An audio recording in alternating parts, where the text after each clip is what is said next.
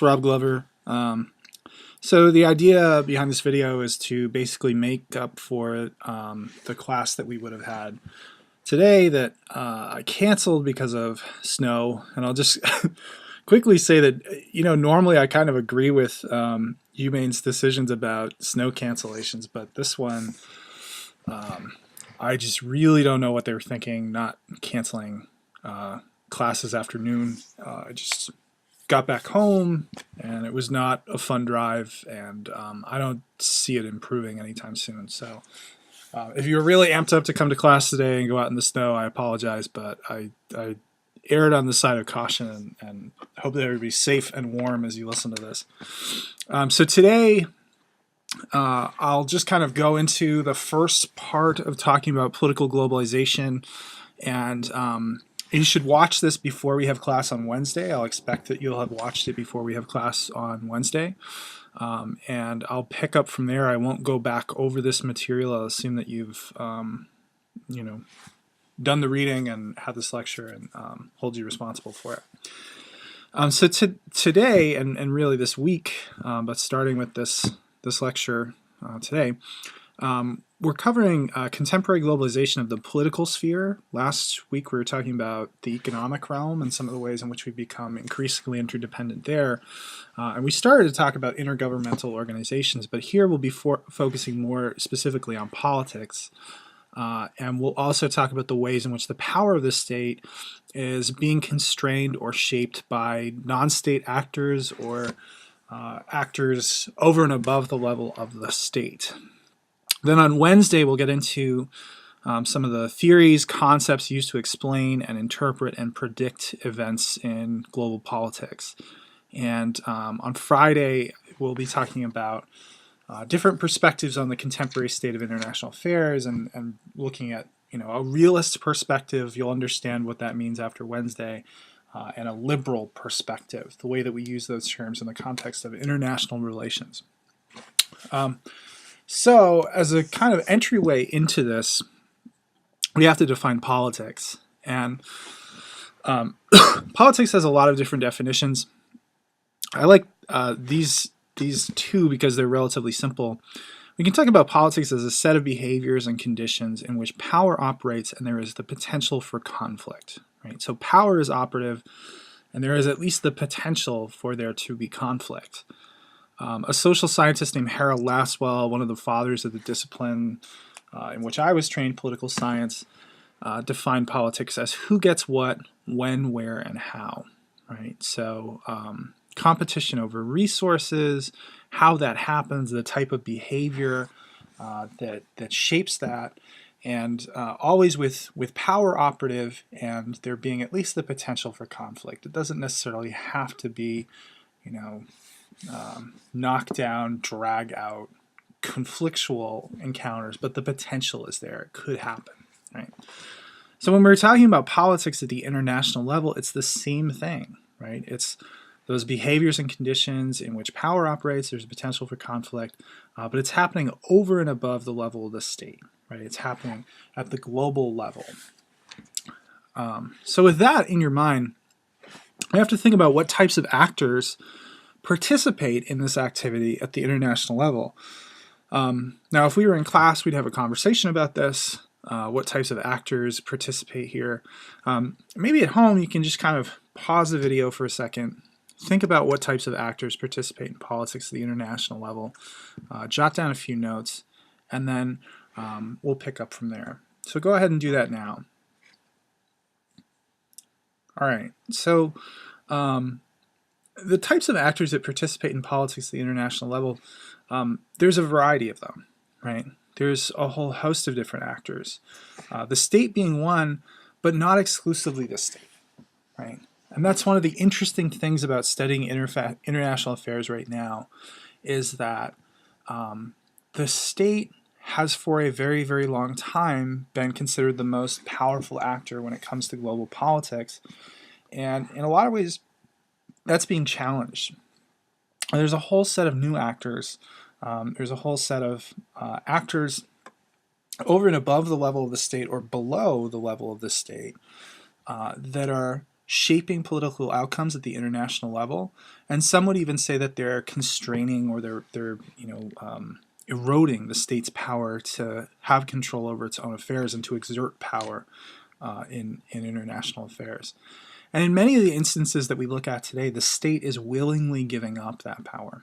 Right. So this is a quote from your book, from the section that you read for today. Smallman and Brown say, although the nation state remains the fundamental unit in international affairs, other political actors have constrained its power. What is unusual now is not only the rising number of these challengers, but also the fact that in some cases, most notably the European Union, which we'll talk about, organizations are beginning to change how we think about the nation state's centrality to international studies. So this effect is so profound that many would say perhaps the nation state isn't even the unit we should look at if we want to understand international politics. Maybe you look at NGOs, maybe you look at corporations, maybe you look at regional organizations, but the state, how much power, how much control does the state have in every instance? One quick aside that I will mention, many of the non-state actors, the actors other than states that we talk about today, are legitimate, right? They have some recognized authority. They have some legitimate authority to interact, at the international level and to shape outcomes at the international level. A whole other realm of non-state actors that participate in international politics would be those that engage in illicit activity. We could talk about international criminality, or those that engage in activity that is condemned by the international community as non-state actors. So we could talk about terrorists, right? We could talk about terrorist groups operating transnationally, challenging the power of the nation state, absolutely, and exerting control and engaging in this conflictual realm over and above the level of the state. But we're not necessarily going to give them a seat at the table at the United Nations or something like that. So we get into that more when we talk about international security and some of the threats to international security. But just keep in mind that not everybody who participates in this realm is viewed as legitimate or, we necessarily recognize their authority to participate in international politics, but nevertheless they do, right? So one way to think about this, right, if we want to think about the way in which the world is changing and the way in which the power of the state is potentially subsiding, other actors are taking up important roles in international politics, is a relationship between global predictability and what some would call order, right, at the global level, and checks on unilateral state power, right? So when we say unilateral state power, that means a state's ability to pick a course of action at the international level and follow through with it, and do so without consultation, without collaboration with any other actor, right? So one of the big critiques, actually, of the United States, particularly under the Bush administration, but even subsequently, is that they act unilaterally. They have so much power in the international realm that they will not consult others, pick a course of action, and go out and do something. Or if they attempt to get some sort of international recognition for an action in which they're going to engage, and they don't get it, they'll go ahead and follow through with that action anyway. We would call that acting unilaterally. And for a long, long time, right, that was more or less how states acted. They weren't going to seek approval from the international community. They might not even reach out to their allies and tell them what they're planning to do. They would just do it. It gave them a lot of autonomy, right? If you don't have to, check with your friends or check with international organizations to ensure that what you're doing has the approval of the international community, then you have a lot of control over your own affairs. But it also made the world a pretty volatile place. If you're not kind of stating your intentions and seeking approval for doing so, and we don't have clear expectations of, when some sort of trade embargo is going to happen, or when diplomacy is going to be the course of action, or when a military attack is going to be the course of action. If we don't have a sense of when those things are going to happen, and states are just going to act without stating their intentions and seeking the approval of others, then we have a pretty unpredictable, pretty volatile global order, right? And so we see increasing checks on states engaging in that type of activity, state engaging in a surprise attack, or simply putting a trade embargo against a country without consulting with others, right? We see that less and less, but states have kind of willingly been engaging in less of that activity, and doing so to gain something, which is predictability, which is order, which is a world in which they know what is going to happen. Representatives of states have a good idea of what is going to happen, and not every option is on the table, right? So as those checks on unilateral state power increase, global predictability and order increase, and the hope is that we have a more stable, more peaceful world. And many would say that the story of the last, 100 years, 60 years or so, is one of increasing checks on unilateral state power and a greater sense of predictability and order. Okay. In order for that to happen, there have to be alternatives to the use of state power. And many of the challenges to the state, the reason why the state, individual countries and their representatives are not the central figures, or are increasingly less central figures in international politics, the roots of that whole process start almost 100 years ago, in some ways earlier, but if we want to talk about contemporary history, we can say about 100 years ago, with the end of World War I, right? President of the United States at the time, Woodrow Wilson, very smart guy, very politically minded guy. We refer to him as a liberal, but we don't. When we use that term in talking about global politics, we don't necessarily mean the same thing that we mean when we're talking about domestic politics. We'll get into that more next time because it can be a little tricky.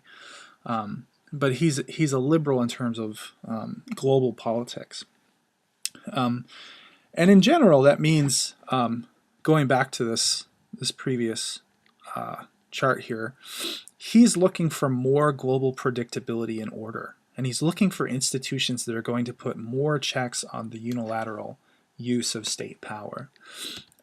Keep in mind his context. This is immediately after World War I. It was an incredibly devastating, incredibly deadly war, the causes of which are still debated. I mean, it's not 100% clear why the whole world just kind of tumbled into conflict in 1914, but nevertheless it did. Our technology advanced to a point where we had incredibly deadly weapons, the use of chemical weapons, biological weapons, new forms of artillery and bombing were used. And so there was just massive death, massive destruction. And Wilson is surveying this terrible scene after World War I and says, we need some sort of international organization to prevent this. Kind of similar to what was happening after World War II. We talked about the Bretton Woods Conference. Wilson's kind of doing the same thing. He gives a very famous speech, articulates a vision for what international politics should look like. It's called the 14 Points. And he says, what we need is a setting, a venue in which the different countries in the world can come together and have a space to negotiate, a space by which every conflictual encounter doesn't spiral into some sort of military conflict or war, right?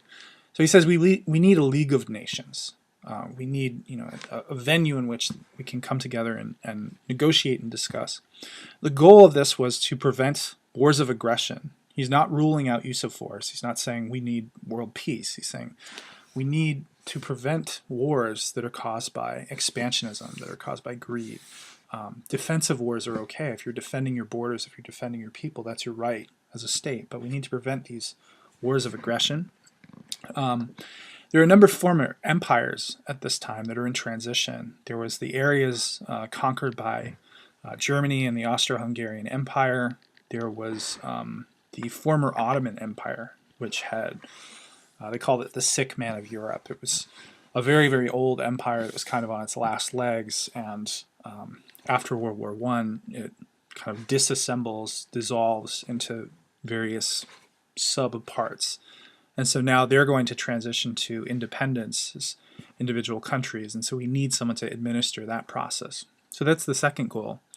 And then the third goal is to basically adjudicate disputes, right? Step in instances in which countries are spiraling into conflict and have a setting in which they can engage in diplomacy, which didn't exist at this time. I mean, it existed in an ad hoc fashion, but there wasn't a dedicated space to which countries could go if they were having some sort of dispute.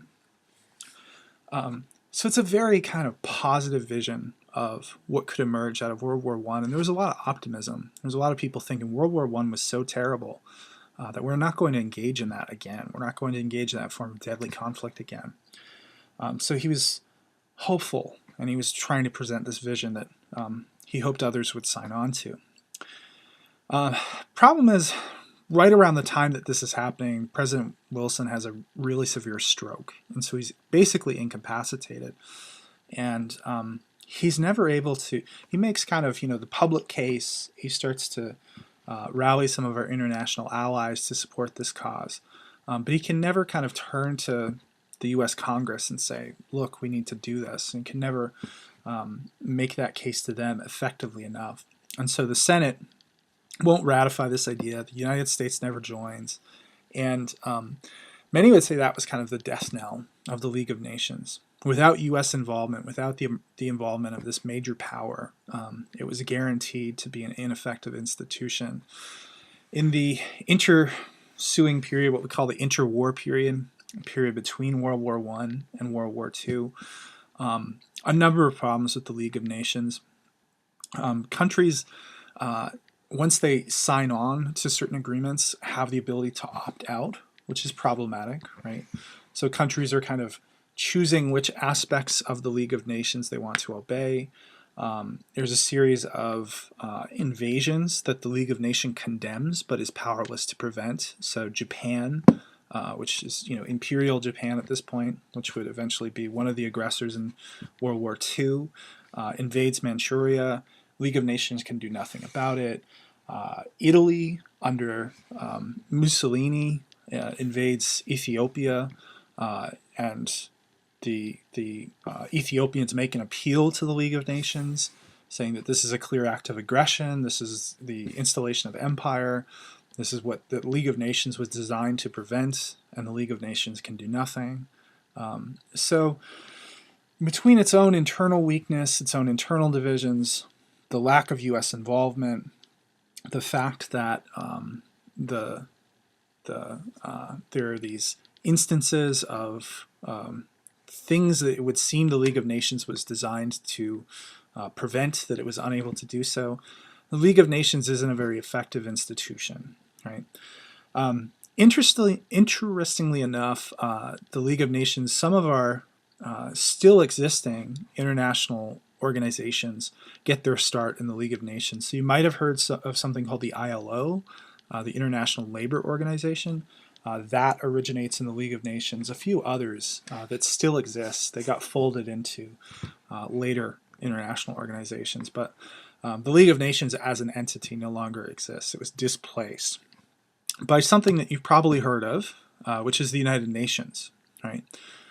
So in the ensuing period between the end of World War I and the end of World War II, we see just devastation. Right? Think of all the things that happened in that period. Rise of fascism in Europe, World War II, an even more deadly war than World War I, the development of nuclear weapons, the use of nuclear weapons in Hiroshima and Nagasaki, massive death, Europe basically leveled, destroyed, even in worse condition than after World War One. Human rights abuses, just terrible, terrible outcomes. And it seems like we're just kind of repeating the same things with newer, deadlier technology that had happened in World War One. So international leaders in the aftermath of World War II, or as it was kind of winding down, realized that we need something, right? We still need this institution. We need this international organization to play this role, and the League of Nations is not going to do it. We need something else.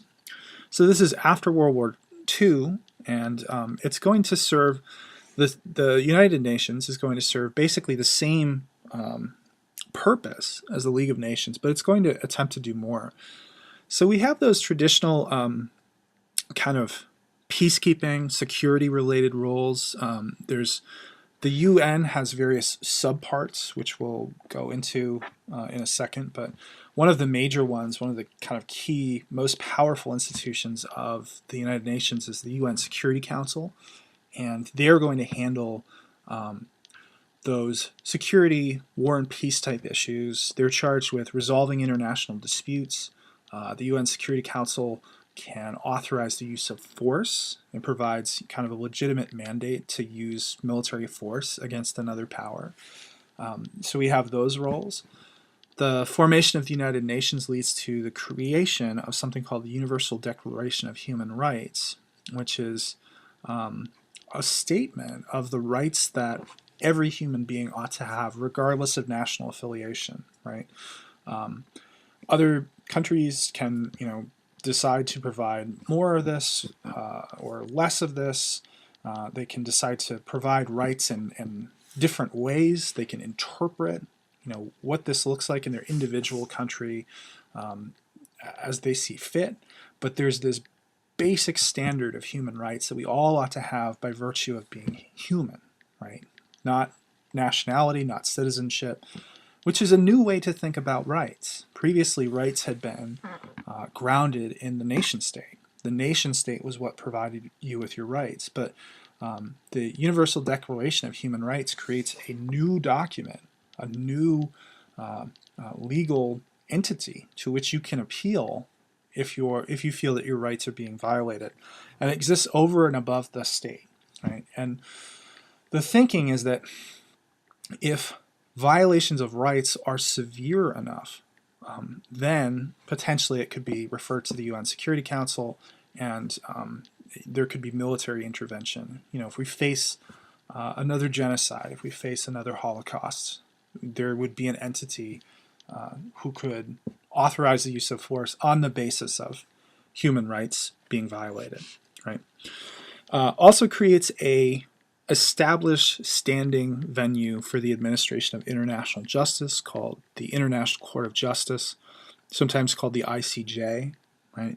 The idea was that this would be another body where if states were having some sort of dispute, probably unrelated to a security dispute or a border dispute, something that was going to lead to war, which might be referred to the UN Security Council, they could go to the International Court of Justice, right?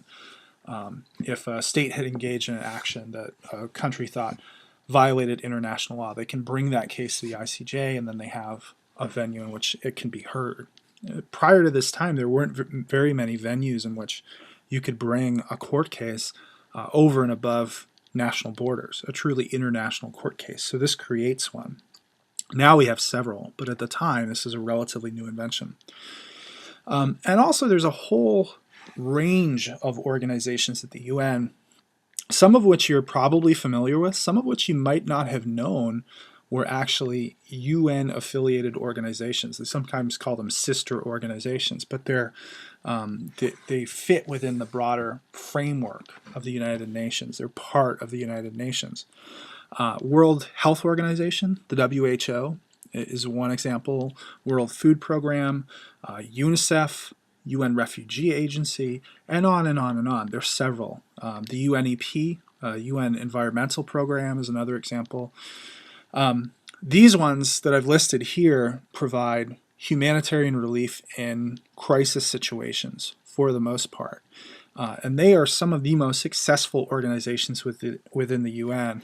The WHO, the World Health Organization, and the World Food Program, I believe, are both winners of the Nobel Prize, Nobel Peace Prize. I think UNICEF might have won a Nobel Peace Prize as well.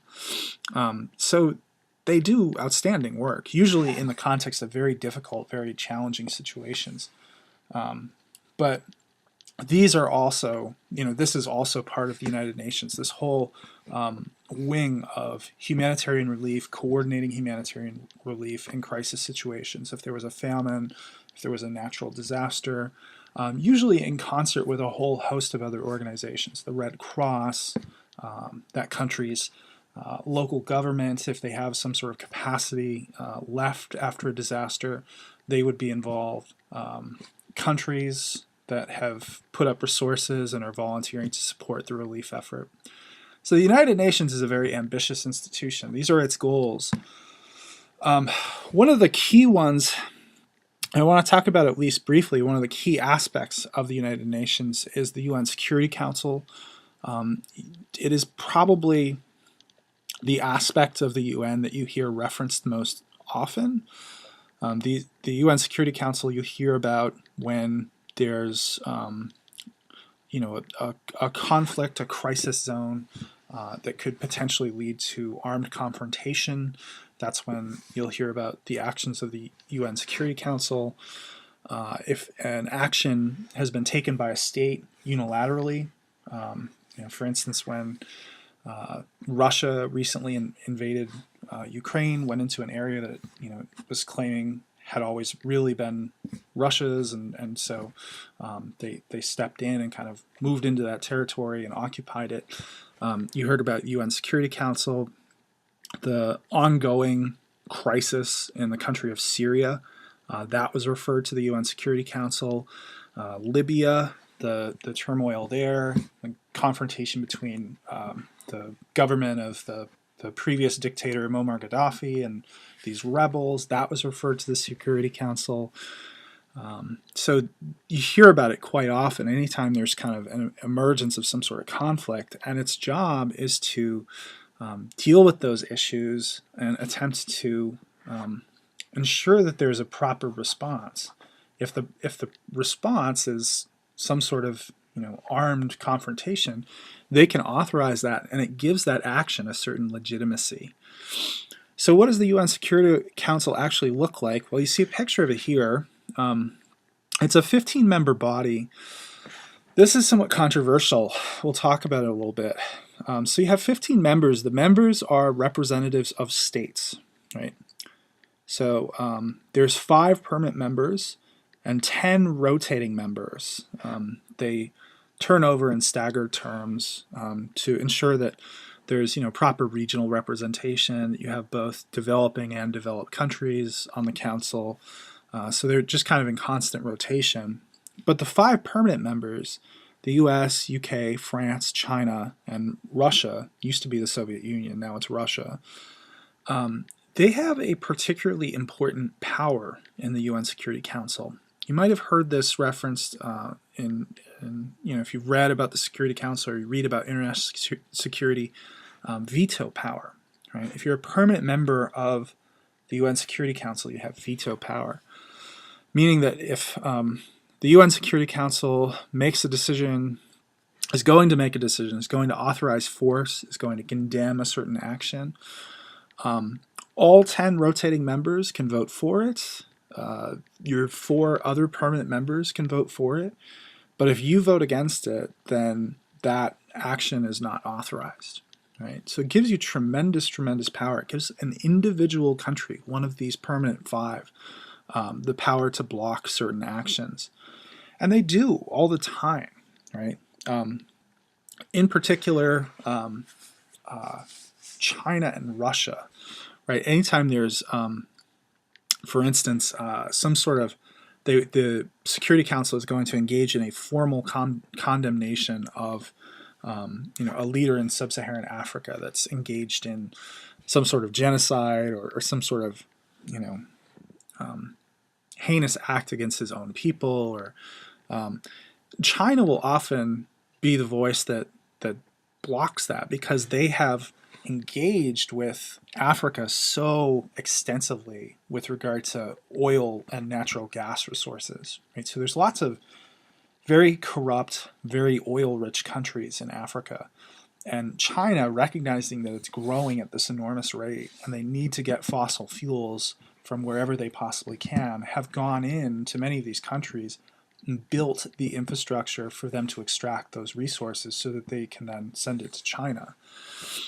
So China has a lot of important trade relationships in Africa, and it's generally reluctant to publicly condemn the government of Sudan, for example, for some act that they've engaged in, if they also have an important trade relationship with them. So that's one of the things. Russia, more recently, was the lone holdout in condemnation of the government of Syria, right? Who's there's this terrible conflict situation there, and a group of rebels trying to unseat the government of Syria, and charges that Syria has been using chemical weapons against the rebels and also just kind of the general populace.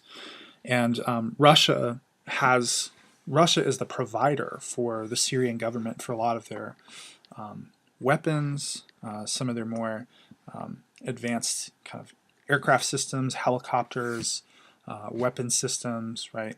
So Russia has generally been reluctant to engage in any sort of formal condemnation of Syria or to authorize the use of force against Syria. So those relationships matter. That veto power matters a lot, right? The U.S. is another example. I don't mean to leave the U.S. out, but any sort of condemnation of Israel in the Middle East, the U.S. will not allow it on the Security Council, right?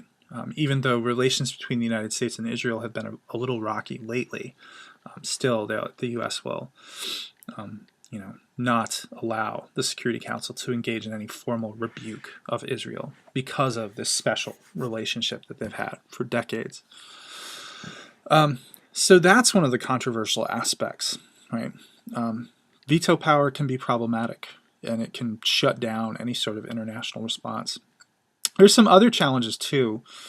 There's no standing army in the UN. You'll often see UN peacekeepers, right? If you see, the guys in the blue helmets engaged in some sort of peacekeeping operation around the world. I think there's about a dozen of them right now. They are technically UN peacekeepers, but what that typically is a soldier on loan from a national government, right? So what happens when the UN Security Council authorizes a peacekeeping force is that they then have to pass the hat, essentially, to different national governments and say, okay, what will you provide? Will you provide hardware? Will you provide soldiers? Will you provide money? Will you provide materials? Will you provide food? Medical support, whatever it might be. So they have to not only authorize that intervention, but then they have to begin the gradual process of building the force that will go into these countries. So anywhere where there is a UN peacekeeping force, if you were to go and talk to the actual peacekeeping forces, you would find that they are generally comprised of soldiers from a number of different countries, right? Often developing countries, right? Because they're the UN can pay them a better wage than maybe their national government can pay them. So you'll often have UN peacekeeping forces where the peacekeepers are from developing countries without very advanced militaries. So that's one challenge, is the lack of a standing army. Also, we had mentioned deep divisions about when and where to authorize the use of force. You have some countries, not only on the Security Council, but just in the UN generally, that view military force as a force to be used in the world. You have others that are very reticent and hesitant to see that used. And then as you go into the individual alliances and relationships of members on the Security Council, and in particular those 5 permanent members, that can shape when the decision to use force is made, right? So The UN Security Council is a complex institution with lots of different interests, lots of different moving parts, and there's no guarantee that it will ever respond quickly to a crisis situation or an international security issue, largely because of that complexity. The last thing that is very controversial is those 5 permanent members, the fact that they exist. If you look at those 5 permanent members and you think about who are the major powers in the world today, US, UK, France, China, Russia. There's some people missing there. Maybe 5 wouldn't be adequate. There's nobody from the continent of Africa. There's one of the major powers, at least economically speaking, but probably militarily as well in the world today, is India. They're not represented. Japan, one of the world's largest economies, or South Korea, they're not represented. Germany, probably the most powerful, strongest country in Europe at this point, has weathered the financial crisis and has, resources at the state level that far outstrip many other European countries. They're not there either. So it reflects and continues to reflect what the world looked like in 1945. Obviously, you didn't want Japan and Germany there because they had just been the aggressors in this hideous two-front terrible war, right? India, South Korea, any of the countries in Africa, they weren't there because they either weren't stable enough or they weren't powerful and prosperous enough yet to be considered major powers. But that is changing. We've gone over how that's changing. So the fact that there are these 5 permanent members, and those are the 5 permanent members, is a very controversial thing, and periodically people suggest that this really needs to be changed. But very hard to change, right? Once you have that set in place, it's very hard to change it. Okay. The UN structure. This is, there's no way I can go into the totality of the UN structure because it's such a large and complex institution. But this at least gives you a sense of some of the other aspects of the UN. There's the International Court of Justice, which I mentioned. There's the Security Council. There's the General Assembly. It's like if the Security Council is kind of the executive wing of the United Nations, the General Assembly is almost like it's Congress, right? It's 184 members, almost all of the countries in the world. There's a few exceptions, but almost every country in the world is a member of the United Nations at this point, and they get a vote in the General Assembly. The main administrative organ, the staff that kind of organizes the entirety of the UN's various activities, is the Secretariat, and its head is the Secretary General, who you might know. It's Ban Ki-moon, who's South Korean. Before that, it was Kofi Annan, right? So that plays a coordinating and administrative role, and the Secretary General of the UN is usually kind of a moral force in international politics. They'll weigh in on things. They'll identify a critical situation, make a statement about it, and they try to push the United Nations to address issues that it might not otherwise address. Trusteeship Council of the United Nations. Kind of an entity that doesn't really play much of a role anymore. In the immediate aftermath of World War II, there were some countries that were transitioning to independence. They were transitioning away from some form of colonial rule. And similar to the League of Nations, the United Nations looked at these countries and said, okay, well, these countries can't really exist on their own yet. They need someone to step in and play some of the roles that an independent government would play. So the Trusteeship Council was set up for that purpose, and then gradually countries kind of graduated from trusteeship and became independent countries in their own right. Only one remaining trusteeship country, which is Palau in the Pacific Islands, a very small country. So that doesn't play much of a role anymore. The Economic and Social Council, very, very important. Right? The Economic and Social Council is houses many of those organizations I talked about earlier that do very, very important work in terms of addressing crises, dealing with humanitarian issues, dealing with refugees, coordinating world activity on a variety of things. The most successful ones have been, the WHO, the World Food Program, UNICEF, those that are dealing with kind of humanitarian issues and crisis situations. But there's a variety of other organizations. Some of them, not even, you wouldn't think of them as incredibly important or needed, but something like UNESCO, for example, which deals with kind of world history, education, science, culture, preserving those things, promoting those things. That's a really important entity at the international level for coordinating activity in a realm at the global level, right? And so without that, we wouldn't necessarily, we might have regional entities that would do that. There might be an organization in North America or an organization in Europe that deals with that sort of issue, but you wouldn't have something at the global level.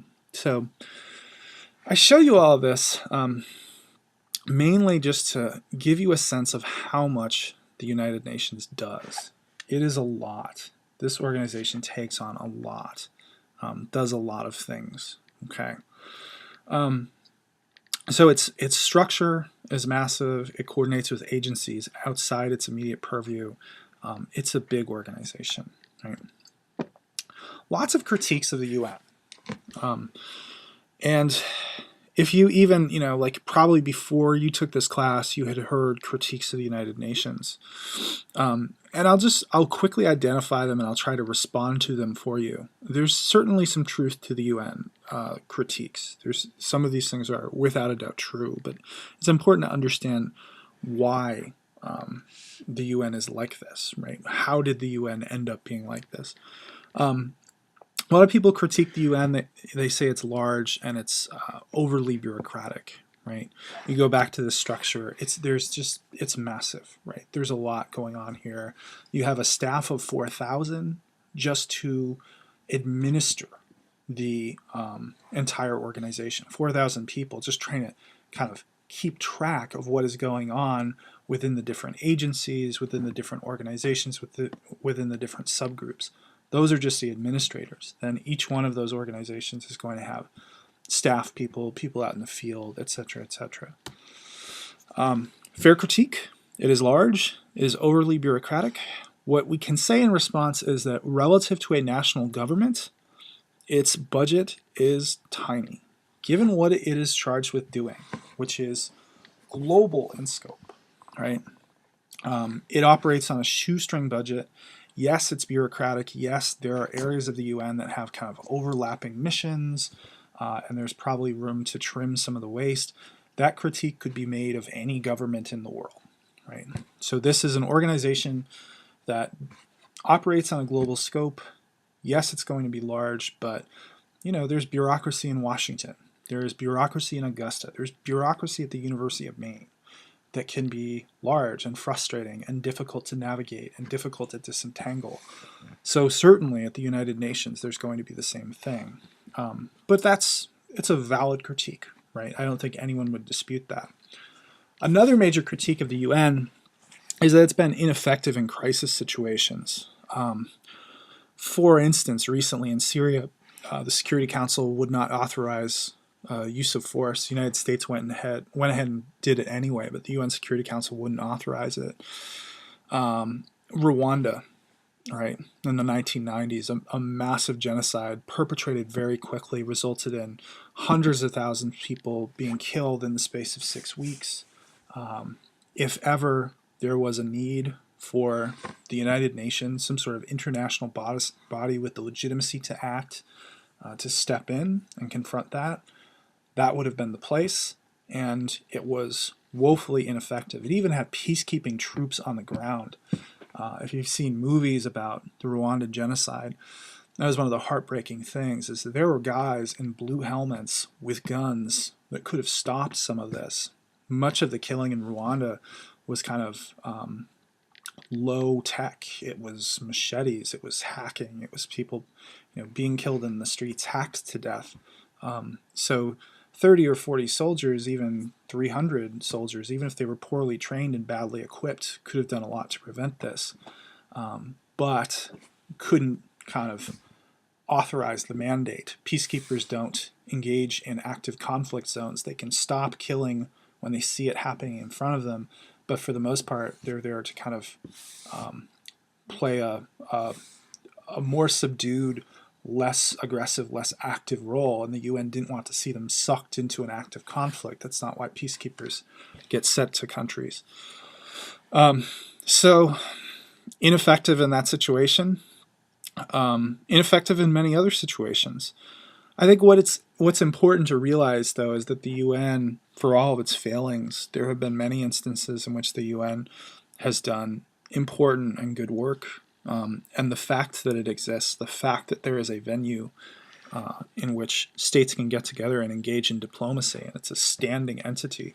You don't have to kind of recreate the terms and the location every time we engage in negotiation, is important. So while it's ineffective at confronting crisis situations that are complex and emerge quickly, who knows how many crises, who knows how many wars, how many conflicts the existence of the UN has presented.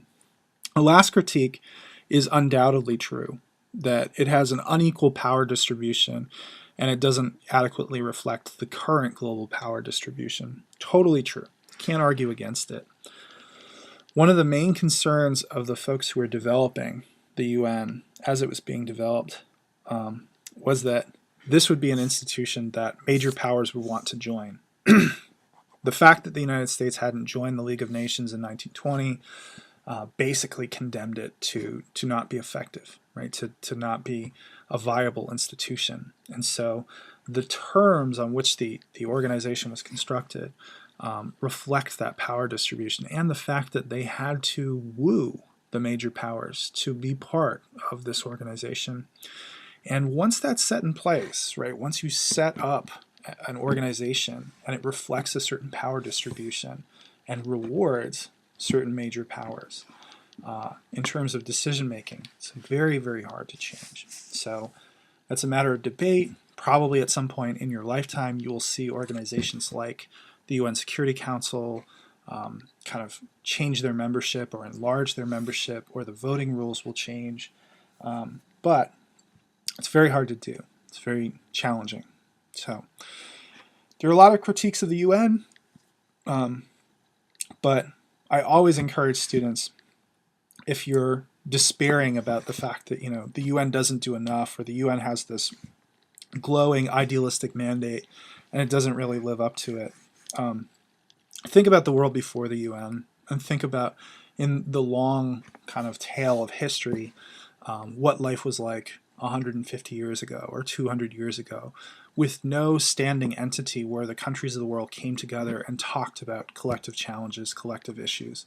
And the fact that we've created that, even if it doesn't always succeed, even if it's large, even if it's slow moving, even if it seems to eat up a lot of resources, the fact that that exists is really important for the health of the planet, the well-being of humanity. It's a major step, right? Even if it sometimes fails in terms of specifics. All right. So that's one of the major challenges to the state, and certainly the one that I spend the most time on. Some other challenges to the state. The big one would be regional intergovernmental organizations. We talked about regional intergovernmental organizations a little bit in our discussion of the economy. Specifically, we talked about the European Union, right? An intergovernmental organization is just an entity that exists over and above the level of the state. It has a membership, it has a mandate, it has a presence in international affairs, and its members are representatives of states. And basically, you can look through the world now, and every region has major, substantial IGOs designed to coordinate some form of regional activity, Some of these might be limited mandates, right? It might be a limited set of things. They only deal with trade, or it's a regional organization that only deals with security issues, security of the region. But some of them have a much broader mandate, and so you have the logo here of some of the major organizations that exist at the regional level. So it varies. Something like the European Union, that has been in the works for roughly 60 years, gradually building up that organization from something which started very modestly to something which is much more sweeping. Some of these other organizations, in particular the African Union, whose logo you have down here at the bottom, that's an organization that's still very much in its infancy, right? And so it's still trying to develop the resources and develop the legitimacy to act regionally. The Arab League, Organization of American States, slightly longer, but really the EU is, for many, it's the sign of what regional IGOs can do and the types of activities that they can take on. And what's interesting about these regional organizations is that increasingly, at least the major ones, are taking on functions that previously in human history, this had been the role of the state, right? So if you think of like the European Union, European Union has a common currency.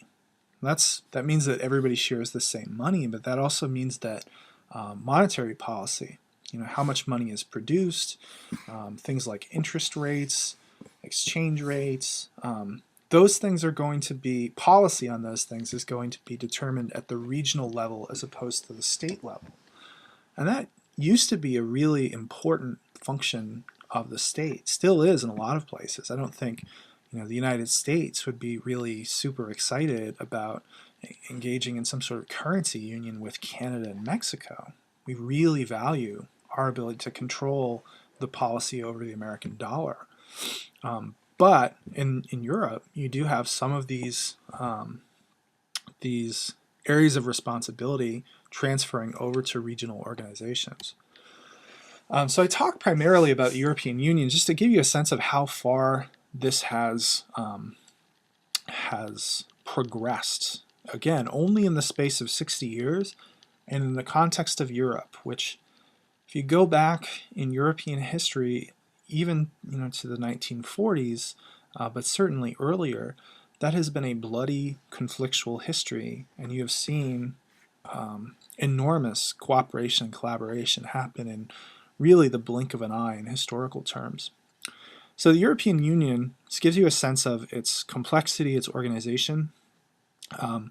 Every country still retains their national political institutions, but what happens with the European Union is they kind of overlay an additional level of institutions that operate at the level of the region, at the level of Europe, right? So individuals still have national parliaments, they have a head of state, they have their national governments, their executive branch, their legislative branch, their judicial branch. In addition to that, they will have European level institutions, some of which they can directly vote for, right? So there is both a national parliament in all of these countries and then a European parliament, and individuals elect their representatives to the European Parliament. Some of the organizations, the national governments decide who their representatives at these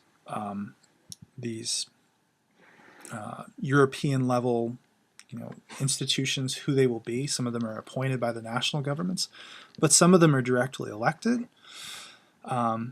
So it's complex the way that they work out, and there's a significant level of collaboration between them. But basically what you have is the overlay of a series of institutions on top of those national institutions, and in many instances, individuals having direct control over who plays a role in those European institutions. We have the European Court of Justice.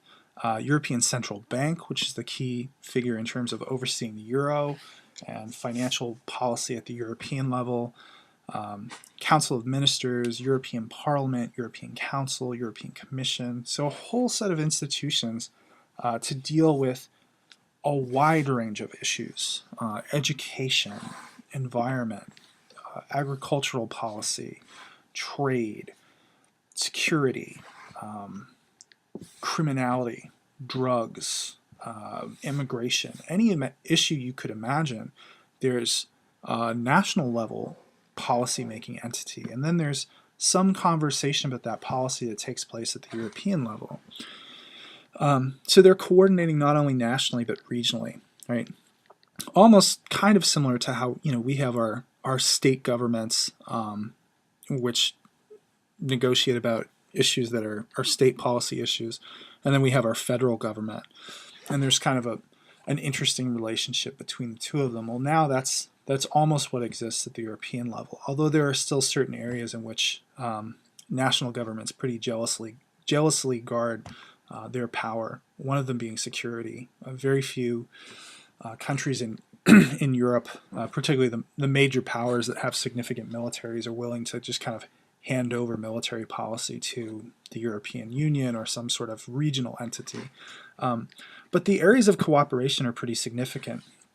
The big example is the common currency, right? That has been in place for 15 years now, and there have been challenges. There have been challenges particularly recently, but it's fairly unlikely that those countries will revert back to their individual national currencies.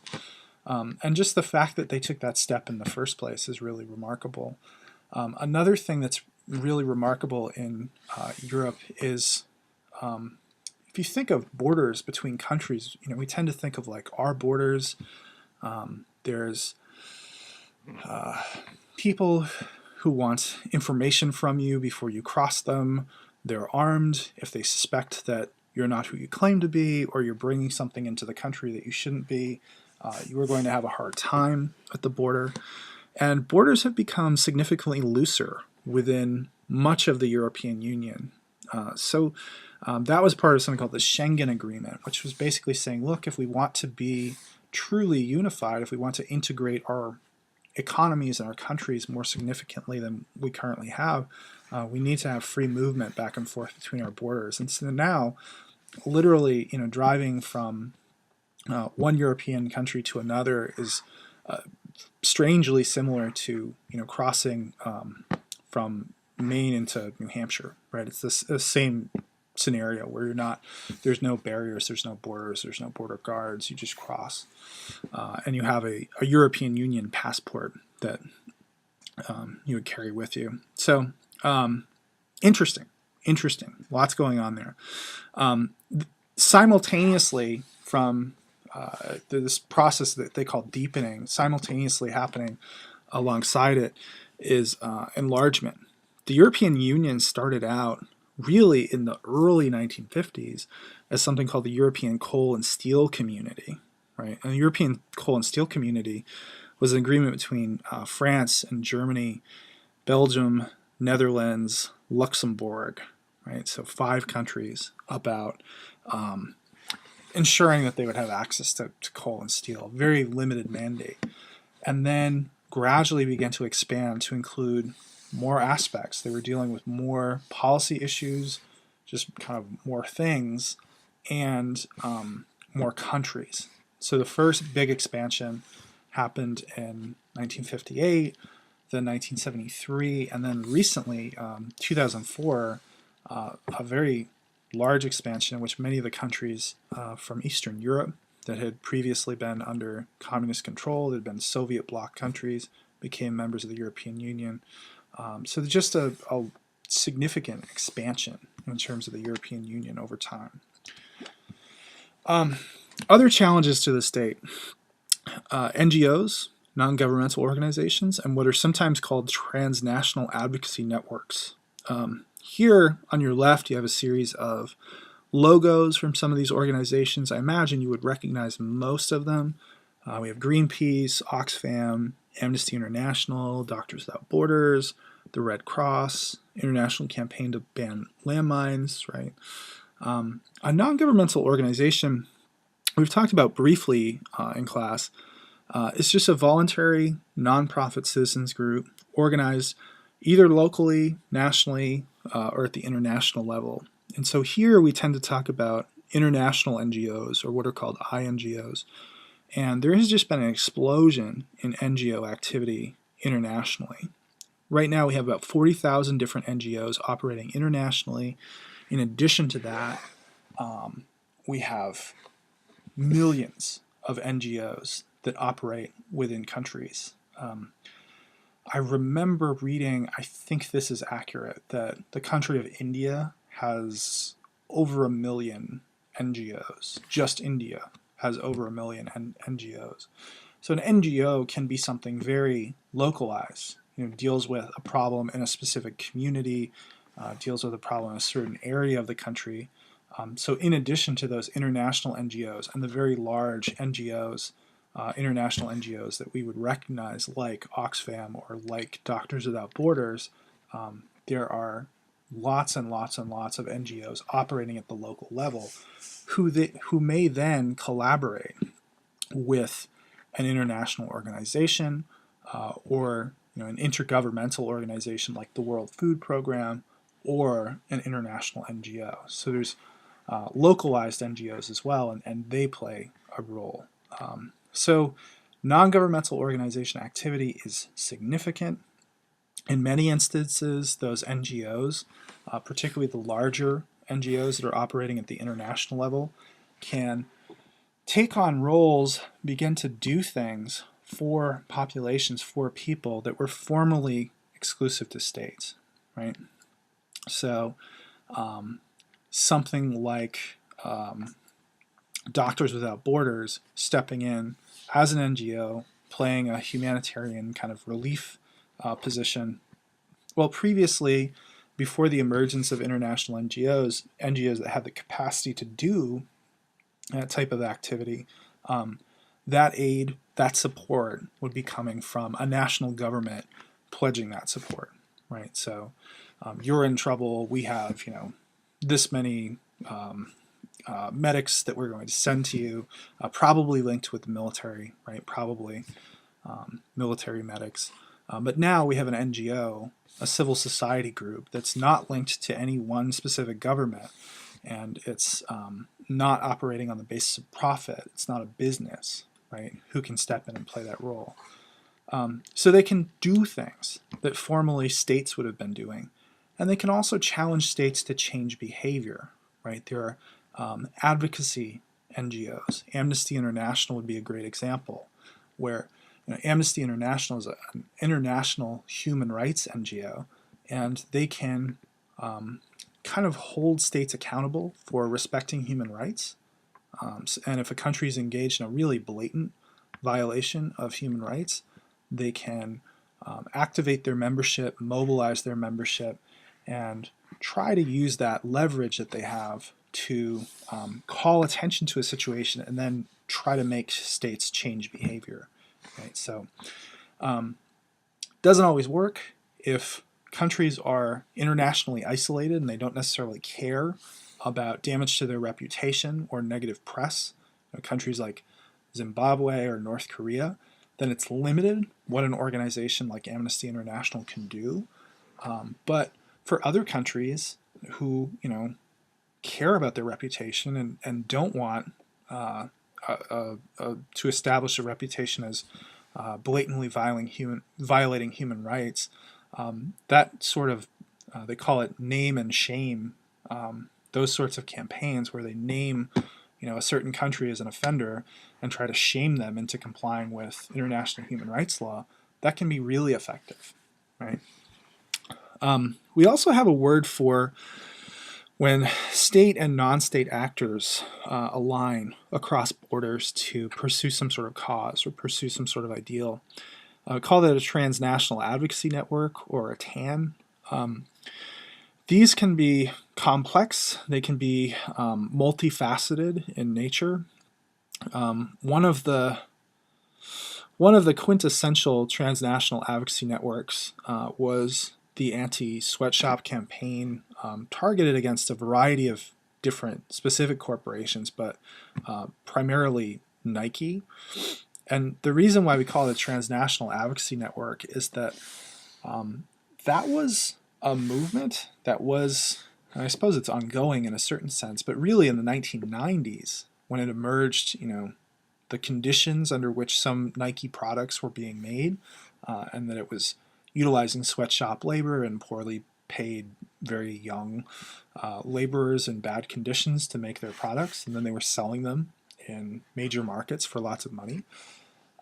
There was this massive kind of multinational effort to get them to change, and it involved some NGOs, and it involved some international NGOs and some domestic NGOs, but it also involved much more than that. It involved celebrities, it involved governments, it involved intergovernmental organizations, right, that had representatives from governments. It involved the media, it involved celebrities, it involved individuals not necessarily linked with any of these groups, right? They're not specifically members in an NGO, but they're called upon to do something, engage in a boycott or engage in a protest, and they're not formally linked with the organization. And this was happening globally. It was happening, both on the ground in the areas where these things were produced, but also in the markets where they were being consumed. And it was more than an NGO. It was a whole network. It was this diffuse group of people in all sorts of different stations and all sorts of different geographical locations engaged in an effort to curb the use of sweatshop labor for certain products. So there's a variety here. There's a lot of things going on. Lastly, and I'll spend very little time on these, multinational corporations. They're non-state actors. They challenge the power of the state, and they rival the size of the state, at least in terms of revenue, in terms of wealth, right?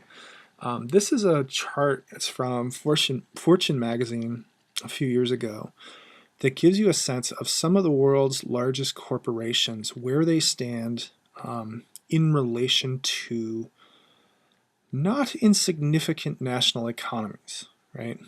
We're not talking about, Micronesia. We're not talking about Haiti.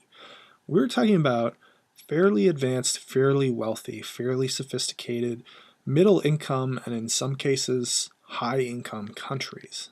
And they rival it in terms of revenue, in terms of how much GDP they generate in a specific year. So you see Walmart, for instance, is about the size in terms of its revenue as the country of Norway, or ExxonMobil. And this has undoubtedly changed in the last couple of years. ExxonMobil last year, I think it was, had some of the most profitable quarters since the invention of money, right? And Greece has been in economic decline. So at this point in 2010, ExxonMobil was slightly smaller than the government of Greece. I'm sure that has flipped. I'm sure that now Greece is behind ExxonMobil in terms of its annual GDP. General Electric, larger than Peru, slightly smaller than Romania. Bank of America is bigger than Ukraine, and so on and so on and so on. A range of companies bigger than Vietnam. Bangladesh is outstripped by AIG, which is interesting because AIG, you may recognize AIG, American International Group, from the financial crisis. That was one of the companies that collapsed, that fell apart, and was alleged to have had all sorts of misdealings and nefarious activities. So what does that mean? What's the significance of that? Well, potentially nothing, right? If GDP, if money, if wealth does not translate into power, then this is just interesting, right? But what we know is countries with money don't just kind of invest it in equipment, and they don't just kind of sit on it or distribute it to their investors as dividends, they use it to attempt to create policies and create business environments which are favorable to them. It's hard to do in the United States. It's very costly, right, to attempt to influence and shape the political system. Although any one of these companies has enough money to do so, and they frequently do. But what is great about a developing country is that it's poor enough, its institutions are fragile enough that if you want to pressure it to change its policies, it's very easy to do so. And I'm not necessarily saying corruption. This can all be done legally, right? If you're, the CEO of, whatever it might be, Walmart, for example, and you're going to have a manufacturing plant where you're going to make the plastic bags that you use in all of your stores, and you go to a developing country and you say, look, this is what we want to do. This is how much money it will mean for your country. This is how many people it will employ. But we have some issues with your environmental policy. We think it's too stringent and it's going to drive down our bottom line. And we'd really like to talk about ways in which we can collaborate and try and figure out something that is a win-win for both of us. You're going to listen, right? A developing country will listen to that pitch closely and try to do whatever they can to make that a more favorable environment. So aside from corruption, aside from any sort of dishonest bribery, anything like that, although that certainly happens too, a company with a significant amount of wealth can have an inordinate amount of influence on environmental policy, labor policy, trade policy, taxation, anything like that when they go into a developing country. So the fact that these companies have so much money means that they can convert that money, they can use that money as leverage to produce political outcomes that are favorable to them and favorable to their bottom line. So obviously, the corporations have quite a bit of power as well, and that challenges the state, sometimes directly, particularly when we're dealing with developing countries. So I'm going to stop there, and then on Tuesday, we will pick up with some of the theoretical and conceptual frameworks that we use to understand global politics. For Tuesday, I would ask that you read, so at this point you've read the chapter in Smallman and Brown on politics. There's a chapter available on Blackboard that is it's from Sheldon Anderson and co-authors. It's called Power, Conflict, and Policy. He goes slightly more into the field of political science and some of the theoretical and conceptual frameworks. And so we'll start to talk about that on Wednesday. Right? So read that for next time. If you have any questions about the material we've covered here, we can open with those on Wednesday. Feel free to shoot me an email if there are any questions. But this is where we will pick up on Wednesday. I won't really spend a lot of time recapping this material that we've talked about today. Okay, so hope you're all safe and warm. Hope you got home okay and nobody's stranded or has had any issues. And I'll see you guys on Wednesday. Thanks.